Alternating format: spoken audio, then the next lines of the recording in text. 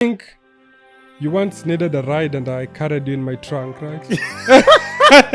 You trying to be funny, huh? I remember stuffing him in my trunk and I was speeding. I don't know how he was doing back there, but he got home in one piece. You trying to be funny, huh? I don't think I can get in the trunk though. I can't get in the trunk. What you mean you can't get in the I trunk? can feel. I know I can fit in the You trunk. are inside my trunk Man, from St. stop lying. Like a 20-minute drive. Get I out had of him here. in the trunk. For the better part, like the food that I used to eat back home, I can easily access it over here because we have stores that sell most of the things we eat. They have our spices. They have stuff like we have a meal called, of course, ugali, which is a big meal back Staple home. food back home. Yeah. So you see with that, like you can get the flour from the store down the street. So that helps a lot. What's chapati in English, as a matter of fact? I think it's one of those words that are not really, don't have a translation, so they've just stuck to the original word. Yeah. To the best of my knowledge, of course.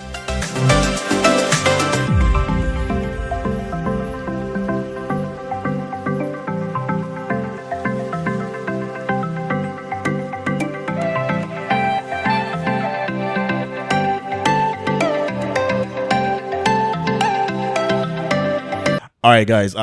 Welcome back again. Today I have a different guest over here, and today we have to talk about as an immigrant, the lifestyle, schooling, career choice, field, whatever, all that. And I have a friend over here. We've gone to school together and all that. And today I want to pick his brain on how the lifestyle has been in the United States and how he thinks it is. So with no much ado, I'm your host, Brike.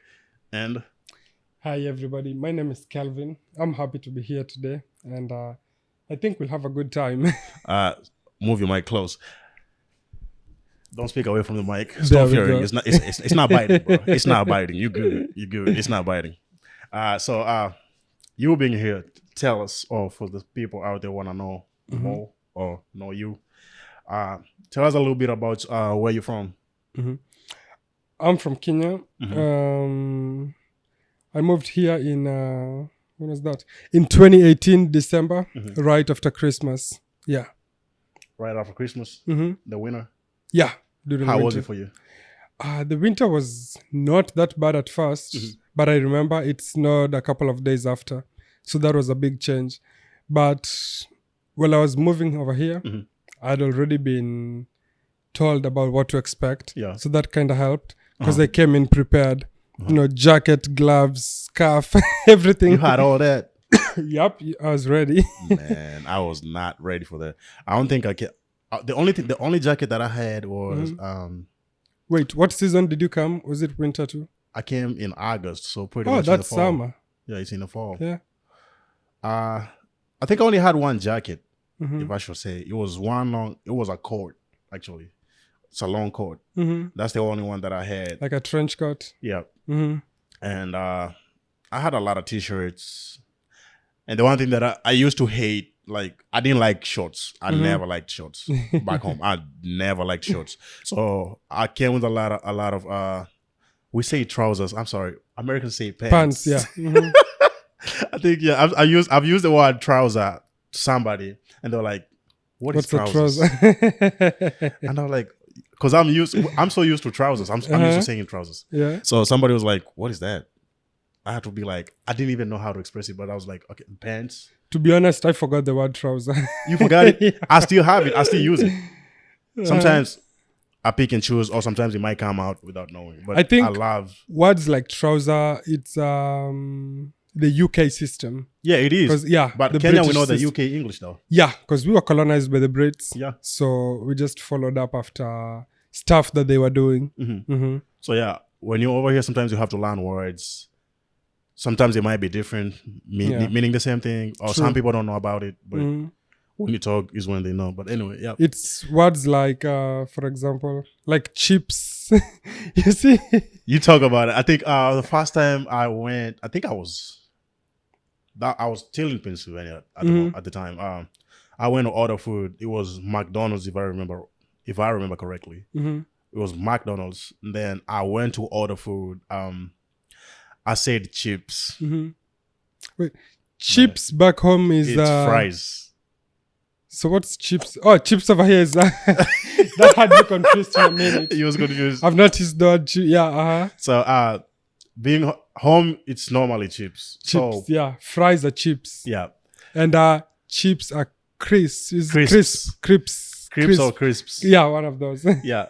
We usually say crisps, but it's crisps. Crisps. Yeah. Crisp. So that's, yeah. So when I was ordering, I was like, can I get chips? He looked at me, I'm like, the problem is when you don't have the next word or you don't know how they call it. I was like, man, I don't know how to put it. I kept on repeating chips, like. You should have. Then I looked on the menu. I was like, it's written fries. I was like, the fries. I put it in it. I'm like, the fries. You should have snuck back then, pointed it out like, hey, I want that stuff over But there. sometimes when you're new, you don't know a lot of stuff. Like, yeah. Like the wordings are different. Like for the from the first episode that I did with the lady, I said about the trunk. You know how they call the trunk over here? Back home we call it boot. Oh, So I remember I used that. I was like, my friend when I was in school, he had a car. I didn't have a car, so I think I remember asking him, "Can you open the boot?" He was like, "What's a boot?" Yeah, but I remember the experience. But yeah. And I think you once needed a ride and I carried you in my trunk, right? You trying to be funny, huh? I remember stuffing him in my trunk and I was speeding. I don't know how he was doing back there, but he got home in one piece. You trying to be funny, huh? I don't think I can get times. in the trunk, though. I can't get in the trunk. What you mean you can't get in the trunk? I can feel I know. I can fit in the trunk. You are inside my trunk. Man, from St. Stop lying. Like a 20-minute drive. Get out I had of him here. in the trunk. Get out of here. How was your first impression when you get to the United States? Impression of the United States. The United States was beautiful. I remember right from the airport when I was being picked up by my uncle. He was driving a Mercedes-Benz, nice car, sleek. Yeah, I know your love for Mercedes. Yeah, for sure, I love Mercedes. So he picked me up in a Mercedes and I was, this is interesting. So we are driving to his house. The roads are clean. I like that. It was at night. So there's a lot of lighting on the streets. You arrived at night? Yeah. I think I got here like I arrived. No, I arrived at night too. Yeah, I got here like 9 p.m. or something. Yeah. So, it was a positive experience. Driving, cars are speeding. We are guys, we really like speed. So cars are speeding. You're getting different. I'm a car enthusiast. So, I'm seeing different types of cars. Yeah. You're seeing some nice Escalades, stuff. Yeah. I want to get one of those. Yeah, you're seeing some Corvettes. You're seeing a lot of everything. Some things you're not used to back home, like Escalades. We don't see them. Yeah, they're high-end cars back home. If somebody has it, it's only one out of everybody. But in the United States, you see them a lot. And they are mostly American cars because back home we get the Japanese cars. Yeah, so but I think Japan they still got Escalades though. I think it's a different model. Because Escalade is primarily an American car, if I'm not wrong. But they're in Japan, though. You can ship to Kenya. Yeah, but you see, it will be too expensive. That's the thing, though. I think that's the only problem, though. It's too expensive. Yeah. Yep. Yeah, so my first experience here was good. At least I had family who I was meeting. I've met a couple of people who you've literally moved here. Yeah.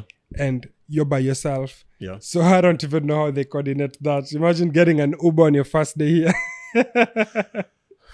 I think some people do research before they come, though. Yeah, and the school was also. I think the school coordinates really well with people, for people coming here, students. But yeah, you get your family picking you up.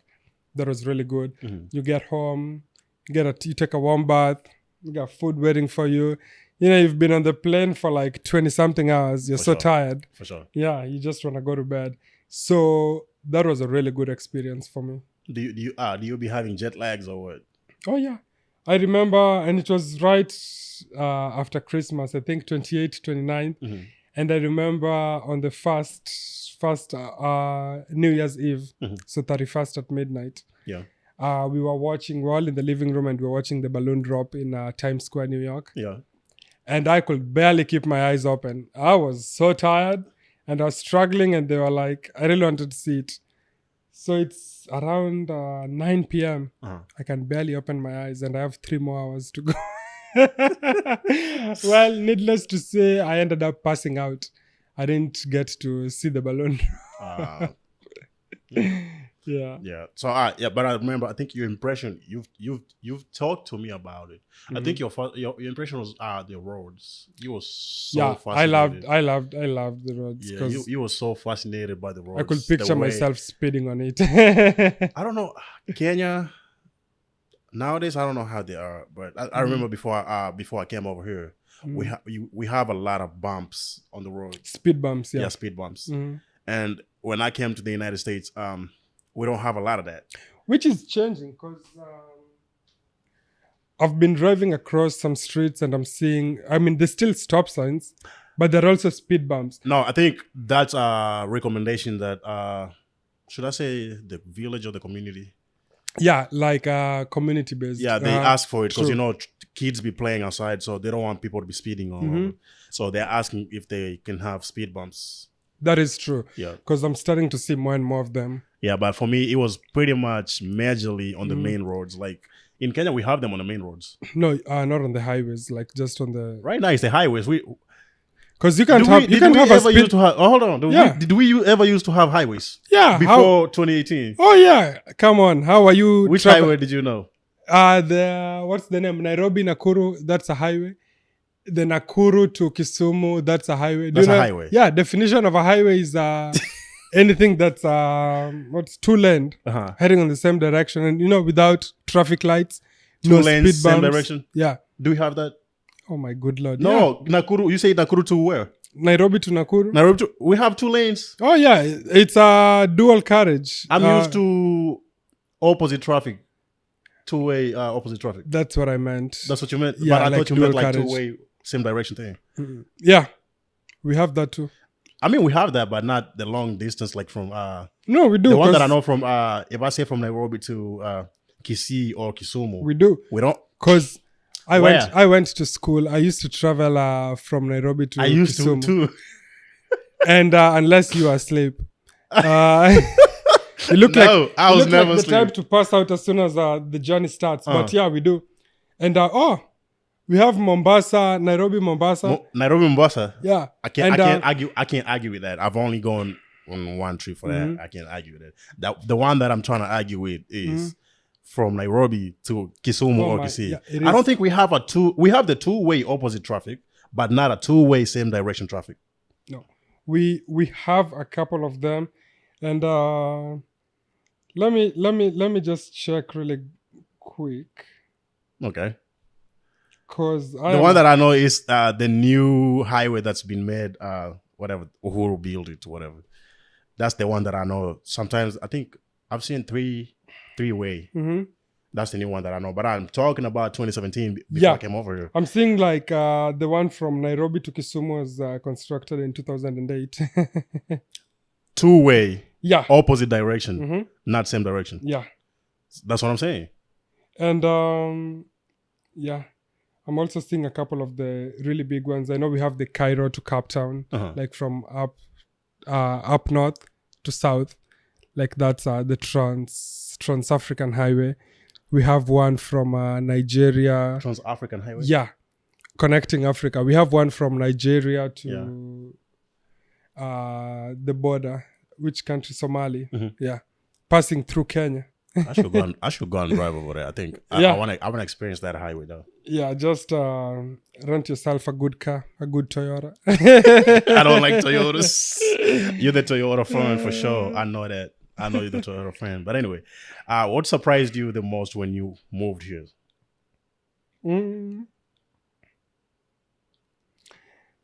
I'd say just a cultural difference. But one thing that I really liked about this place is they have so much trees planted. I think it's something that I like. I just like plants. Do they plant them intentionally or do they grow? Because I barely see people planting. Yeah, I barely see people I think planting. I think no one is cutting them down. I mean, cutting them down, they do cut them, but I've never Uh-huh. seen like physically or intentional people planting trees for sure. Which makes it looks really beautiful. You know, when you're driving and everything is green, Hmm. the air is fresh. It makes a big difference. Oh yeah, for sure. And Yeah, they have a like lot of land. Man, yeah. it's open. Go to a place I like was gonna make a comment. Forget about it. I was gonna make a comment, but forget about it. go to a place like Florida. You're seeing so many beautiful palm trees, and it's through Man. the yeah. It looks really good.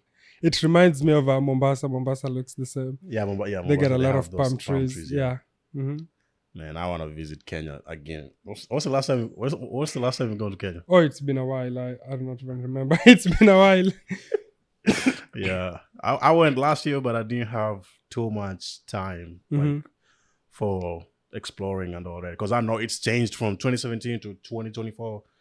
There's been a growth. Yeah, a lot of stuff has changed. There's been a growth in Kenya, and the one thing that I can say is I can easily get lost in town. I can easily get lost. But when I was there in 2017, I could maneuver. I knew all the stages. Oh yeah. Right now, if you go and just drop me at one point, man, my phone is my friend. Just look My for phone is my friend. Look for the green building. What's it called? Afia Center. Afia Center. I mean, even if I find it, I don't think I'll get the sense of direction though. I'm surprised you don't know Afia Center. That's where all. I'm saying I know it, but even if I find it, I won't get the sense of direction. Like right now, I don't even know where the stages are. Like you got stages going to either Kasarani, Ngong, what's the other place? They used to make this joke that if Afia Center is demolished, all Kissis will get lost. You know, Get out of here. you had a big stage over there where most cars from Kisii would always stop at Afia Center. So whenever I'd pass by there, I just hear go tire tu tu tu tu tu. Nyatiwa, Omera. Yeah, but I get that though. I get that. So don't pretend you don't know about Afia Center. We know it's your headquarters. Man, I don't even know, bro. If there's one thing for sure that I can tell you, I was not. My sense of geographical location is just not good. It's not good. I can tell you that. I mean, I used to know the stages when I was back there. Right now, if you take me, I'm lost. Because with the growth, development, infrastructure, and all that, things have changed. Yeah, stuff is really changing. That's true. Yeah. You mentioned about culture. What cultural differences have you had to adjust to here? I think one of the biggest cultural differences was food. Though, thank God, where we are right now, and you know, in the United States, it's really diversified. So, in as much as it's a cultural difference in food, they have different types of food over here. Yeah, they got Chinese, they got Mexican, they got Japanese. You go down the street, you got Brazilian grills. Yeah. You've got different types of food. So at no point will you be like, oh, I don't like that culture's food. You got something else you can switch to. You got Indian over there. So that really helped. And for the better part, like the food that I used to eat back home, I can easily access it over here. Because we have stores that sell most of the things we eat. They have our spices. They have stuff like, we have a meal called, of course, ugali, which is a big meal back home. Yeah. So you see with that, like you can get the flour from the store down the street. So that helps a lot. And most sub-African countries, we eat rice. So rice is easily located anywhere. You got beans, you got green beans, so everything. Have you ever made have you made ugali before? Yeah. Have you taken it to work? Have I? I don't think so, because ugali must be eaten with the hands. And I don't want to get really, that. You use a spoon though. Yeah, you see, I'm not that bougie. I'm not. So stop trying to be special, bro. I'd rather grab my ugali with my hand, squeeze it really good, than eat. I get the concept. It's only good. I was going to say it's sweet, but it slaps when it's hot. It slaps when it's hot. Yeah. But when it's cold, I don't think you can use your hand. Yeah, if it's cold, no. I've never eaten cold ugali. I don't So playing, bro. Have you taken ugali to work or not? Ugali and water? Ugali to work. Have you taken ugali to No, work? I have never. I have never. There's no African food you've taken to work. No, there is, but not ugali. I've never eaten So ugali. what have you at taken to work. work at any given point? And I don't know if this qualifies as African food, but I mean rice, beef, beans, the Swahili coastal dishes. Yeah. I used to stay with my cousin. She used to make a lot of pilau, a lot of chapati. Yeah, I guess those are, yeah. Yeah. So stuff like that I've taken to work for sure, but I've never gone with ugali to work. I mean, the reason why I'm asking that is because I've had Americans. Sometimes when you take the African food, it might be good. Yeah. And Oh then yeah, they're really They'd interested be so in hooked up. testing They're it. like, "Can you make it next time? I need it. I need it. Can you bring me some food next time?" That's true. I've had friends who've tested chapati and they're like, "Oh, this is interesting." Yeah. What's chapati in English, as a matter of fact? I think it's one of those words that are not really don't have a translation, so they've just stuck to the original word. Yeah. To the best of my knowledge, of course. Stuff like chapati, ugali. I know Nigerians have fufu. Fufu, yeah. Yeah, they don't really have. They've not been translated. I think they want to keep the origin of the Originality, yeah. so they're not really translating it anymore. Which is So, good. I remember you told a story about how ugali came about. Tell it. Yeah, it was a funny. Of course, it's one of those myth stories that are just passed along. So I think I don't remember where I heard it from, but they said there was this king in Kenya. So he had a first wife. She was old, of course. So he decided to marry a second wife, and the first wife, I mean, was jealous of the second wife. You know, yeah. a younger lady, all that. Yeah. So this first wife wanted to kill the second wife, but she didn't want to make it too obvious. You know, you don't want to kill. She didn't want to kill someone and end up on the chopping blood next. Yeah. So she devised a system. She was like, you know what? I'm gonna boil this water. So she boiled the water to like 100 degrees, and she had the flour to make the ugali. So she was like, I'm gonna make her some really steamy hot food that's gonna probably burn her insides and kill her, and we'll just blame it on the food. It won't be my fault. Yeah. So she goes ahead and she's kneading the ugali. She makes it. So she brings out the ugali. It's steaming hot. I can just see the steam from the ugali. Yeah. So the second wife started eating, and she was sweating and sweating. So the first wife was, It's working. this is working. Why is she sweating profusely? She can barely even lift her head up. We have beads of sweat just dropping on the food. And she's like, this is working. So she did that for like a week constantly. Monday, Tuesday, Wednesday, Thursday, Friday, Saturday, Sunday, just hot ugali and some stew. So the second wife started getting really fat and chunky. And people are like, what have you been eating? And she goes like, my co-wife has been making me some food known as ugali. I've eaten it all week and I'm gaining so much weight. People are like, how is that made? So that's how people started eating. They came up with ugali. Yeah. Okay. So I guess it came out of malice. Yeah, you told it one time and I was surprised because I've never heard it before. So I was like, yeah, it's a myth. I'm sure it came. I'm sure ugali was invented a different way. sure, definitely. Whoever came up with a way of cooking, pretty much, they do a lot. Like the one thing that I see nowadays is how kids can mix different drinks, which is something that I don't think I've grown up knowing. Sometimes I feel like I don't think it might be the liking probably. They like it that way because they got what you call these drinks at the gas station, like Quick Trip. Slashes. Like slashes, yeah. Somebody goes in for a slashy, they mix all kind of different flavors. I'm like, I do that. I don't do it. I'm scared of either having a stomachache or something. No. I mean, sugar. I go in there and I get some mango slushy. In fact, I'll actually do that today. You get like a quarter of it. You put in some pineapple slushy. Then you finish it up with a strawberry. So it's much better than the original one, or? Yeah. You get different tastes. So I start off, and when it all mixes up, it kind of tastes good. It's like someone having a margarita. A margarita, okay. Yeah. Wow. Yeah, I'm scared. Yeah, I can't do that. I might have a stomachache or something. I'm surprised you're scared because I think you're one of the people who I know who are not really picky when it comes to food.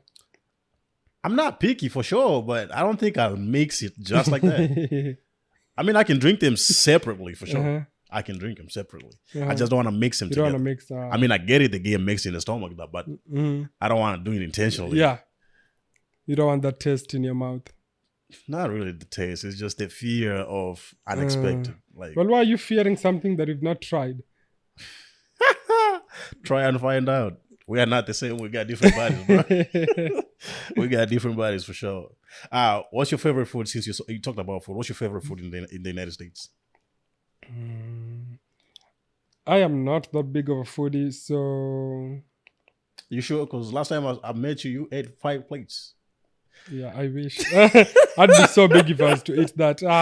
You just have a good body though. Like you Yeah. can eat a lot though. You know, No. like there's this is it a TikToker or somebody on Instagram? There's a Kenyan who eats like you said. Yeah, I've seen it. He Yeah. can put a plate down. But you see, those are edited videos. He should go live and do it. Let's see you do that live. Are you 'cause sure? Are you Yeah. sure that you don't eat it like that? Nobody can eat that. That's like 5 kilograms of meat and 2 kilograms of rice and so many fruits. So many. Nobody can eat all. And he claimed to drink 3 liters of water. That's impossible. I'd like to see that think- live. Yeah, true. If you had to do that, then your stomach might expand to some level for sure. not really. At some point, you just get and you start puking it out. It starts just vomiting all that food out. Yeah. So I think what he does, he edits the videos. But when you moved here, That's You what I'm could talking. have done You're the it. one who you're the one who used to eat 5 plates. You're the one who used to eat because I remember we wish. ordered food and then you talked about it. It was like, hey, let me get another one. I am not a foodie. You're a foodie anyway. But What's when your you favorite? say what's my best food, I've been really enjoying Indian food right now. There's this place I go to. They have butter chicken and naan bread. Butter chicken? Yeah, have you not tried it? I don't think I Oh have, no. my, you're missing out. It's so nice, and they pack it to you, and they use spices, coastal spices. Yeah, that food is really good, and they have a variety of food. They got chicken biryani, they have biryani masala, they got all sorts of stuff. But the butter chicken and the naan bread, you should try that. That's to die for. All right, get it for me. I'll eat it. You said I eat everything. I'll eat it. Yeah, you do eat everything. All right. You said it. How do people from back home? How do people socialize in comparison to the United States? It's more social over there because I think just the lifestyle. So it's easier to socialize back home because we work less hours than we do over here. Because most people over there are salaried employees. Yeah. So if you're a salaried employee, you're primarily working 40 hours a week. Yes. But by the way, speaking of that, in Kenya, do we have any job that pays hourly? no. None that I know of. Maybe there is somewhere, but not to the best of my knowledge. So, that makes a big difference because like where I work, I get paid hourly. So I'm incentivized to pick up an extra shift because, but if I was on salary, it's a fixed salary. And let's say they don't offer you overtime. I'd never pick up a shift. True. So I think Because it's pointless. It's not counted. yeah.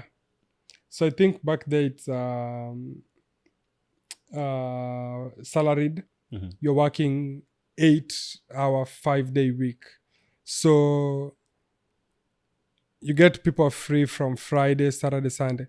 So it makes it easier to socialize because, you're all free at the same time. Not like here, we all have different schedules. Yeah. So it's easier to hang out, which enhances your social lifestyle. And something else I think that helps with the socialization is the weather is warm all around here. If it's warm, you're outside, you're doing stuff outside. If you're outside, it's easier to meet people than if you're inside your house. Sure. Yeah. So I think all that plays a part in the social aspect of life. Oh, wow. Yeah. You spoke about the jobs. We spoke about the jobs. What jobs do you know back home that do 24/7? They're open 24/7 around the clock? For sure, hospitals. I mean, yeah, that's for sure. Yeah, we got people working security. Security is provided 24 hours. Is it though? Yeah. Security is provided 24 hours. Because I remember the days that I travel from school at night and I'd get to the CBD, like this centralized center. Mhm. I'd get around 4 in the morning, and I'd meet security guards just guarding property. I mean, most times they'll be doing it overnight, not during the day though. No, so the places that they have both during the day and at night. Okay. Yeah. So I think, no, for sure, healthcare is 24 hours. Supermarkets, some of them, again, in the main part of the centralized business Like area. which one? Give an example. The big ones, I don't know if they still run, but stuff like Tuskys. Again, I used to get to Nairobi at like... Do you know I got surprised when I got back home? Mhm. Tuskys is not. I think it's not there more or anymore? something. Oh, I don't yeah. know. So, I don't know. But I think now they have different supermarkets, Yeah. and it was so surprising to me. I'm like, wow. Yeah, so we left stuff like Nakumat. Nakumat is never Yeah. normal. It's That no one more. is completely gone. And yeah, they used to operate 24 hours because I remember going into some at like 4 in the morning, 3 in the morning. So those are 3 companies that you've mentioned. Mhm. What are they? Which 3 companies? What do you That mean? run 24/7. Oh, I said healthcare. Health one, Yeah, I said Securities. securities. Shopping centers. Yeah, shopping centers. Well, clubs don't really fit because they're closed during the day. But we have the mixed model where they have a restaurant during the day and at night it's converted into like Into a a club. nightclub. Yeah. Yeah. So those ones too. I'm thinking of something that can run to. I have a friend who works in a logistic company, and he does work night shift, so that's a 24-hour thing. Yeah, I think Would you say there's overtime back home? probably yes. How? Like And incidental. people get paid monthly. How do you count overtime though? So I think let's say you're earning $1,000 a month, right? For 40 hours a week. A week, yeah. That's 40 times 4. 80? That's no. 120. No. 40 times 4 is 160. I'm sorry. Yeah, think about something. So you see, that's 160 hours. So they divide it. They take your monthly income 1,000, divide by 160. So let's say they figure out, per hour, every hour you make $20. So if you did 6 hours of overtime, it will just be 6 times 20, 120, and it's added onto your monthly income. Yeah. I don't know. I doubt it. Yeah, because I spoke to someone who worked at the hospital, and they said that's how they did it. I mean, yeah, I would love if somebody watches this and knows about it. Let's know how do you do overtime back home in Kenya? How do you? Or do anybody overtime? who's a salaried employed over here, like how do you? Over here they can't do it. I've socialized with people who do it. They say no, it's pointless because they cannot calculate how much overtime you did. And I think I also heard the overtime is not based on hours, but it's based by the shift. So if you pick up one full shift, that there's like a set amount for overtime. But somebody For who's a shift. salaried, they don't work the same shifts we do. They work 8 hours. Yeah, it's what I'm saying. So or if you had 12 to hours. pick an extra one, let's say you came in on a Saturday for an 8-hour shift, you'll get they have the set amount for that, and they'll give it to you. They just add it to your salary. Yeah, I'd like to pick somebody's brain on that for sure. I want to know how it is for somebody who's salaried. How do you calculate overtime? Yep. All right. How's the language proficiency in your day-to-day life here, and how did you prepare for that? So, I mean, back home we speak English. Yeah. So the thing is just a difference in accent. But for the better part, people understand what you're saying, you know. I'd say 90% of the population understands what you're saying, which enhances communication. So even at work, I don't really have like a language barrier. I don't get any problems with language because I learned if you have a thick accent, just try and articulate your words better. Just speak out loud. Don't mumble or whisper. Then try and slow down. Mumble. Yeah. If and I've met people with different accents. If they speak too fast, you can barely catch what they're saying. Yeah. So just slow down so that everybody can catch what you're saying. Yeah. That's true. Yeah. So you've never had communication issues? I mean, every once in a while you'll get someone who completely doesn't understand what you're saying. And what's funny is I have an accent, of course, everybody has an accent in this world. Definitely. Yeah. For sure. But Even the United States, they got different accents too from different states. yeah, but I'm so bad with the other accents. So I think it's a challenge for sure. It's a challenge. Should I say it's the hearing? When you get used to hearing a given accent, so you're so used to it. By the time somebody comes with a different articulation and pronunciation of words, it kind of sounds different. Probably don't get it in the way you expect to get it. yeah, like for me personally, at times I struggle to understand other accents. You know, you're like, pardon. Till you have to get someone else to kind of To come in and translate, translate it for me. Yeah. Because, and people are like, how don't you know accents? You have an accent. I'm like, no, you have an accent. Nah, yeah, Yeah, that's true. so, yep, it varies. Wow. So how do you when in situations like that? Oh, you already talked about it. How do you handle misunderstandings? But you've handled it. I get it. Yeah.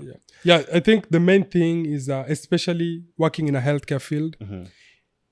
if you get, because you want to do the best for your patient. So if your patient, they can't really understand what you're saying. Mhm. You try and rephrase what you're saying. Let's say I'm asking you a question and you don't understand. Mhm. I'll try and ask it in a different way. Then I'll try again a different way. If you still don't get it, I can just go outside and call for help. Like someone else, let someone else come and communicate with them. Yeah. Because your goal is to pass the message. information along. Yeah. Yeah.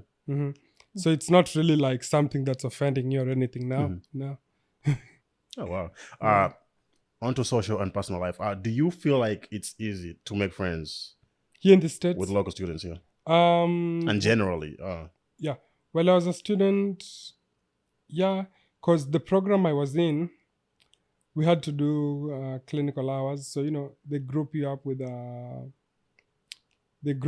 like a group of 8, a group of 10. So, you become close because these are people you're driving with. These are people you're going to hospitals with. So you become close, people you're grabbing lunch with. Yeah. Yeah. And I'd say it's easier to make friends. Americans are really sociable people. They are. They want to learn about other cultures. They want to interact with people from other areas. They so want to know how it is from where you are. So that made it super easy to make friends. And I've made some really good friends while I've been here. That's nice. That's nice. Yeah. How do you stay connected to your friends and family back home? My friends, it's thank God for to Mark Zuckerberg, because he created not Facebook. What's the name of this thing? WhatsApp. WhatsApp. Yeah. So WhatsApp, it's easier to communicate on WhatsApp than it is on Facebook. I don't think I use Facebook for communication. Exactly my point. So you see, it's easier to communicate on WhatsApp because most people have their notifications turned on. And it's more private conversation compared to Facebook, where anybody can just text you. On WhatsApp, it's a specific, like someone has to have your number to text you. But on Facebook, it's the same thing too. If you get into somebody's input. No, I can just search Brand Kenyatta and I'll have 20 Brand Kenyattas and I can add every one of them and text them. But you see, WhatsApp, you can't really just get someone's number and and add someone's number. So that's how I communicate with my friends and family. For my family, I speak to them like every day. But I'm surprised about that though. That's one thing I'm surprised about. You do that every time. Like every time we talk, you're like, I just got off the phone with my mom. I got off the phone with my sister. I'm like, how do you do it every day? What do you all be talking about? Well, that's your family. You're catching up on I'm not life. saying they're not. I'm not saying they're not. But what you be talking about like every day? I don't even know if we have a list. Okay, I think that's what makes conversation easy, because we don't have a list of stuff. If you have a list of you're talking to someone about, conversation will dry up. It's like when you go on a date and you're like, what's your favorite color? What's your favorite drink? It's do you still ask that of your I dates? never ask. I'm just giving an example. It's like you have a list. What's your favorite drink? Those questions will run out. True. But if you have a conversation, like I speak to my sister every day. So exactly, what you all be talking? Okay, let me hear it now. Let me hear it. Give me an example. Like when you call her, what's the things you talk about? Like let's say, for instance, today, what did you talk about? I just spoke to my mom on the phone actually before this podcast, like 20 minutes before we did this. I told her how my day was. I told her what I was doing. She told me how her day was. It's Happy Mother's Day, so I wished her that, of course. Yeah. Have you wished your mom Happy Mother's Day? I did. I know you're going You to have not. I am sure you have not. As soon as I mentioned Happy Mother's Day, he was You like, remembered. He was like, No. so you have, so you need to call your mom. No, I already called her. No, I you already did called not. her. I did. So yeah, I asked them what they've eaten. Mm-hmm. What else did we talk about? We spoke about some other personal stuff. Yeah, and you know, your Yeah. family and your parents are your support base. So speaking to them is really nice. I don't think I'm that good when it comes to that, though. Why are you scared of speaking to your mom? It's not being scared. I think for me, When was the last time you spoke to your mom? today. Before today, when was the last time? I really doubt you spoke to her today. I did. I'll No. show you. I'll show you the calls once I'm done. I'll show you the calls. I did talk to her Okay, before today, when was the last time you spoke to her? 2 weeks prior. Don't come to America and forget about that. I'm Come not saying on. I forgot about, but this thing, before I came to America though, like I was back home. We never communicated the same way either. Did you all stay in the same house? Well, that's there. Yeah, so if you're in the same house with someone, they're seeing you guys are communicating. Even if it's just for that. Okay, this is the thing. The reason why I'm saying that is because it's different when you're back home. And the reason I'm saying is, I'm not saying it's hard. I was gonna say it's hard. It's not hard. It's just, it's not engraved in my brain to call my mama every time. Because I'm so used to I'm so used to being distant. Because I was in boarding school for more than how long? From grade 5 all the way. I finished up. I went to a different school. That's like 5, 6 years with 4 more years, 10 years. So 10 years, I'm used to the same thing. Like it's a boarding school. You know how boarding schools are. You cannot talk to your mama every day, or you cannot talk to your daddy every day. So you only get a phone call at given instances. yeah. And I think the one thing that I noticed in schools too is, depending on the school, there's a school where you have a bazaar who you have to go and make the phone calls from. There's different schools, they don't have bazaars. So you can pick any teacher you want to. Have a friendly teacher, whatever. They can be making calls for you, but they cannot do it every day though, because they got a life to live too. So you're a student, yeah, but when you want to call your mama, you can go and talk to her. So let me ask you a question. Are you in boarding school right now? I'm not in boarding school, but I'm saying that's the behavior it built up to a point like right now. But It's not really. It's really hard to break it. You should break it, because I feel you're in a different continent right now, and I'm sure they miss. You know, it's different when you know your son is like 20 minutes away. So if anything happens, you can just go there. Yeah. But when you're in a different continent, I feel like communication is really important. And my Which mom I'm gets saying really it's not. worried if we don't speak. I'm not after saying a few days. it's important. I get it for sure, but I think for me, it's just I got used to that. Sometimes it don't even come. It don't come off my head like calling your mom. It's just I'm so used to going. How many siblings do you have? I got 2 siblings. How often do you speak to them? Same thing. Jesus. Barely. When I was just the got off the phone right now with my sister. She Oh. got issues, you know. Anyway, your backgrounds, you know. When you get random phone calls, it's just what it is. Yeah, I just got off the phone with her in the morning. Was it in the morning? Yeah, before I called my mama. Yeah, but it's the same thing though. Like I don't call them on a regular basis. How old is your sister? She like roughly right now she might be 20 or 21. Oh, so she's younger than. And how old is your brother? It's roughly, should I say 5 years? Oh yeah, he's a kid. Yeah. So yeah, for him, he cannot talk on the phone. He ain't got his phone. Yeah. So when I talk to my mama and she's back home, is when she can give the phone home to him.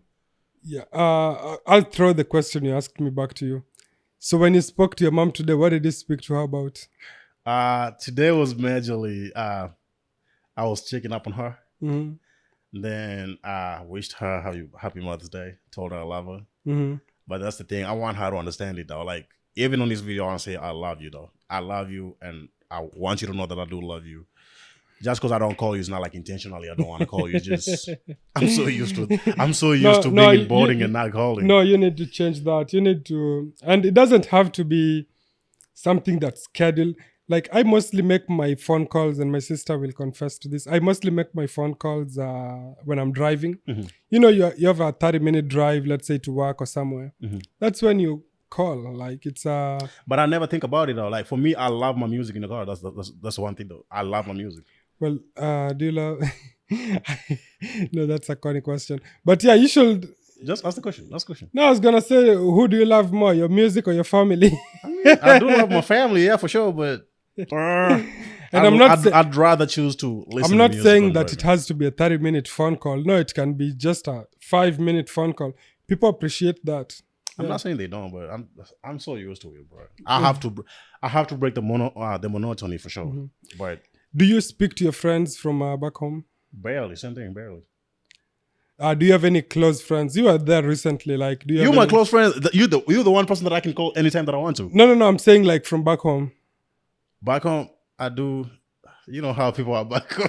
The conversation is gonna end with "buy me some, send me money." So sometimes I try to avoid that. That's true. I try to avoid that a lot because at the end of the day, you're gonna look like a bad person because consistency of you not sending money or they're gonna look at you like, no, I cannot depend on this guy, so whatever. So that's why I don't like these calls. Like sometimes I'm like, no, I don't like it. Yeah, I get that aspect of it. Yeah.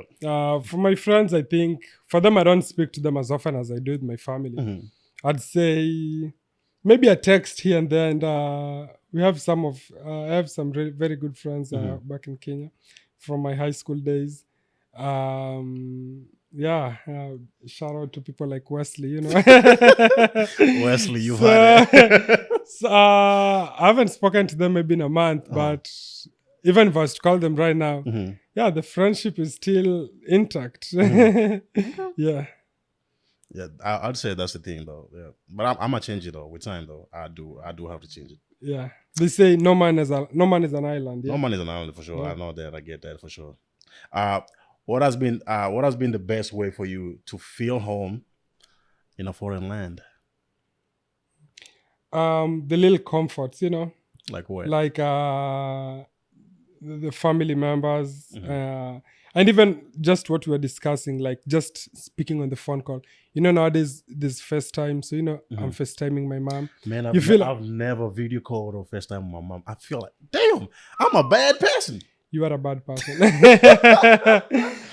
bad person. You should try and do that at some point because FaceTime, at least they get to see you. You get to see them, so it kind of bridges that gap compared to because I have cousins who moved here like before cell phone days, so they didn't have that. So I guess that really makes you feel good, you know. You're like, I just saw my mom this morning, so she might be miles away, but thousands of miles away, but you have. So I think that's one way to kind of make you comfortable in a foreign land. Secondly, having friends. You know, friends make you feel like you're part of a community. For sure. So it's like you're integrating well in the new community. Thirdly, I'd say stuff like food, cooking what you used to eat back home. So you're not really craving for things from back home because at least you're having them over here. Yeah. And I don't know. I can't think of any other way. I think those are the most ways, yeah. But the number one way is just communication with family back home. Yeah. Right. What's one thing you wish local students knew or understood better about immigrant students? Okay. As someone who joined college over here from high school, you know, how will I put this? You've come from a foreign land. I'm sorry. You've moved into a foreign land. This is what's foreign to you, not home. Yeah. So everything is a little bit new to you. The lecture style is new to you. Like even as little things like the desk you're sitting on, you might be having a different one back home. So just having people like welcoming you, that makes a big difference. You know, someone seeing, let's say you're struggling with something, someone just saying, hey, this is how we do it. Yeah. That makes a big difference, which I thank God, because most people I was in class with, they had done a study abroad where they had gone to like Europe, like all those parts. And I took a couple of classes. So they had first-hand experience of what it's like being not really the odd one out, but being the foreign student in a class. Yeah. Yeah. So that was a big difference. So that makes a big difference, because I feel like they kind of understand you better, because they have the same experiences. Like they've been... You've walked into a class where you don't know anybody. True. Yeah, so that does make a big difference. Yeah. But they were really supportive and all that. So I had a really good experience. That's nice. Yeah, I'm just curious, what was the experience like when you were a student? My experience as a student for sure was, I'd say when I first arrived, I'll say when I did not have a car, that was the challenge. Because I remember the first thing when somebody, because you're living with somebody who already has a life that's still going on. So they have to go to work in the morning. They have to come back in the evening. Probably they got a family or they got kids. So the one thing that they do mostly, I would ask for a ride in the morning, because if they leave the house, you don't have no other means. And you got to use an Uber. And you know how Uber's expensive and lifts. So they will drop you off at school roughly, like let's say 6 in the morning. And you got class at 8 in the morning. So you have to wait the entire time. Yeah. You have to wait the entire time until class starts. And being what it is, or given what it is, sometimes you don't have classes all day. You have only probably 2 classes in a day. Or you got 1 class in a day. But at the same time, you cannot leave. You have to get down with your class, go hang out where you want to hang out, either the library, do your assignments while still waiting for somebody to pick you up. Or I used to go to the gym a lot. I like playing basketball for sure. I used to go to the gym a lot, play basketball until my uncle came and picked me up, because he worked 8 hours. So pretty much he drops me off at 6 in the morning, comes back for me roughly let's say at 5 or 4. So you can imagine the entire day you have to be in school. Yeah. If you had 1 class, you had 1 class. You don't have no other means of going to back home. You still have to wait. And I think that's the most challenge that I ever had, for sure. And I didn't like it. Yeah, I remember this day that I picked you up, and the car was full, so I had to stuff you in the trunk. But that's when he got in the trunk willingly, and I remember stuffing him in there and bumping. Don't listen to that. No, there's nothing to be ashamed about. That's 4 years ago. So I remember bumping the head of the trunk, boop, and I think it knocked his head. So I had to lift it up, confirm he was okay. So he scooted inwards in the trunk. It's a damn lie. Don't trust whatever you see. I was driving at the highway, and I even forgot I had you in the trunk. At some point I was speeding, and this guy just switched lanes in front of me, and I had to quickly brake. And I remember just hearing you bump so hard into something. I don't know what you bumped into, but I remember by the time. It's a funny story to tell, but it's a lie. I wish, you know what? If the problem is we can't look into the future. But if I knew I'd speak about it in the podcast, I'd have taken a picture of him in the trunk. So I remember I take the exit to his house, because the car was full, so it could only fit in the trunk. So I take the exit to his house, and there I am. I'm pulling up. So I'm pulling up, and I'm opening the trunk. Here's someone coming out of the trunk and stretching. He had been in there for a good 30 minutes. It's a damn lie. Don't listen to whatever you're saying. Oh, that was an interesting day. It's a damn lie. You know, goddamn well, that's a lie. I don't think I ever apologized, but I'm sorry for how I slammed that brakes. But it was either I crash into that car or I slam you in my trunk. You know what? You know what? You're speaking about it. Let's make it practical. Let's make it practical. Let's make it practical. Make what practical? Me being in the trunk and you driving. Oh, you want to do it again? Man, get it out of here. Well, right now, Get it I got out a of bigger here. car than what I was Hell driving. no. I'm not gonna do it, bro. do I know- will never. Right now, he's bigger. Back then, he was tiny. He was a tiny. He was so skinny. That's a damn lie. Stop Yeah. lying, bro. Stop I lying. wish I took a picture of that day. Forget about I it. wish I did. What's been the hardest part about adjusting to life in America?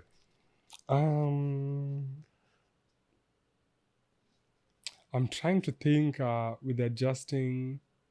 For the better part, it's been a really good experience to me. I had a very supportive family over here, supportive friends. I was in college. That went well. I graduated, thank God.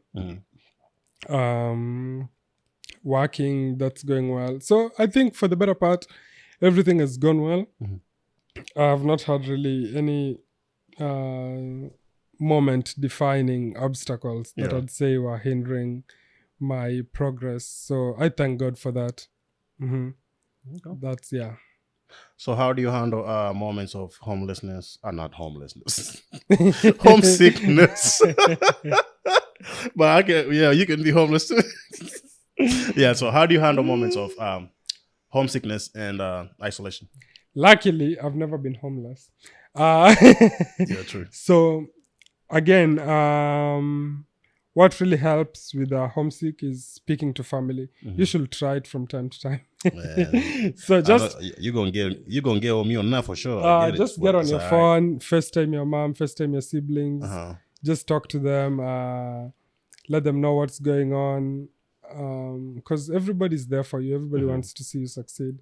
You can have friends, good friends. You're my good friend.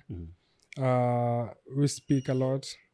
So I think that really helps in combating any feelings of loneliness you might have or homesick and staying busy. Yeah. Just stay busy. They say, when your brain and your mind is busy, there's little room for mischief in it. So you just constantly staying busy. So I think that really helps. So what advice would you give to other immigrant students who may be feeling overwhelmed with school life and all that? I'd say just hang in there. You're strong, you're courageous. You moved from a different country. You moved to a place you knew no one, you knew nothing about. And the fact that you've already been accepted into school means you've already made the first bold step. Yeah. So just hang in there, give it your best. They say, how does that saying go? If you do your best, you cannot do anything more. Something in that sort. So if you do your best and it doesn't work out, you won't have any regrets because you'll have known you've done your best. Yeah. You won't be like, I wish I would have done this or done that. So just give it your best. And but for the better part, I'd say just stay strong. Keep doing what you're doing. The fact that you're in school, you might be having 1, 2 years left, 3 years. Yeah. It flies by really fast. True. It does fly by, Okay. So this is gonna be for insights. What's one misconception people have about Kenya or Africa in general? From your experience, what have you heard? Well, a big misconception, but I'll also explain it. I think when people hear the word African, they relate it to, a lot of suffering, a lot of misfortunes. Yeah. Which is true to some aspect, because, that's the part that we mostly show the world, because you show the world people who are starving so that they can contribute, let's say, resources to help them. Yeah. So there's no need for me to go, let's say I was doing a humanitarian project. There's no need for me to go and video cast someone who's driving a Bentley. Like that's not helping anybody in the world. Yeah. That's not our aim. So most people who move to Africa to highlight the struggles of Africa, they're trying to bring resources from other countries into Africa. So you will show where there's most need. So you'll go to the areas where kids are starving, kids don't have 3 basic needs, they don't have housing, they don't have clothes. That's what you'll want to showcase mostly. So that's what ends up most people being exposed to. So Yeah. people just think that everybody's suffering.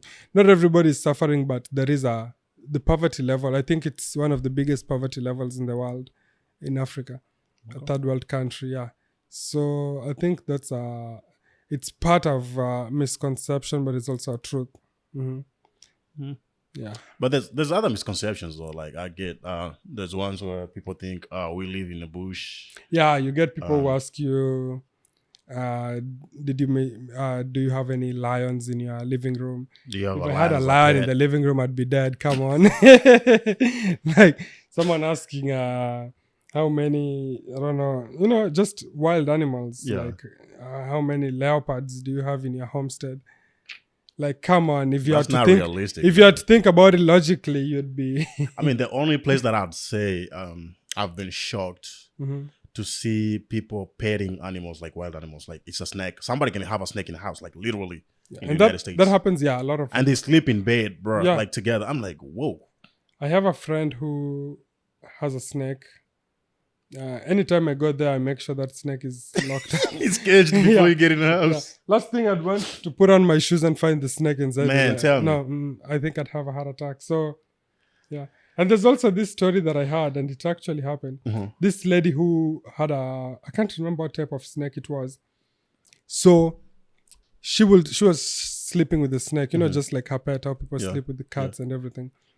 So, the snake had not eaten for 2 months. It And was the lady- self-starving. I remember. yeah. I think I remember the story. The yeah. lady got concerned and she was like, whoa, my pet hasn't eaten for 2 months right now. So she took it to the vet, only for the vet to say, this type of snake starves itself even for a year. For a big meal.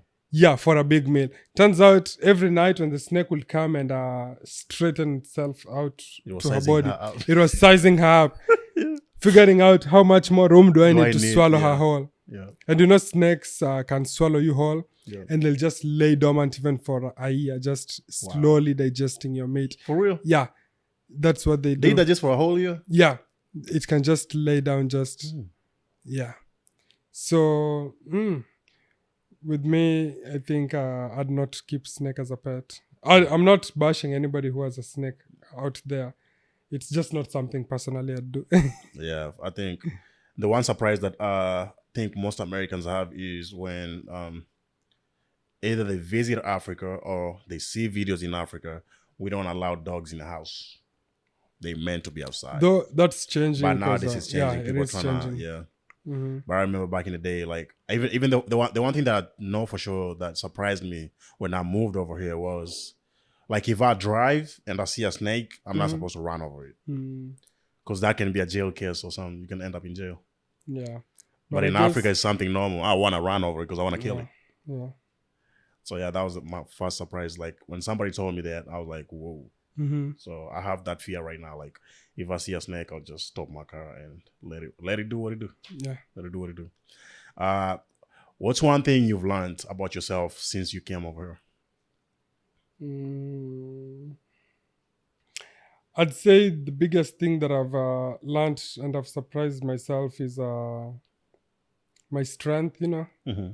Your strength is what guides you through everything.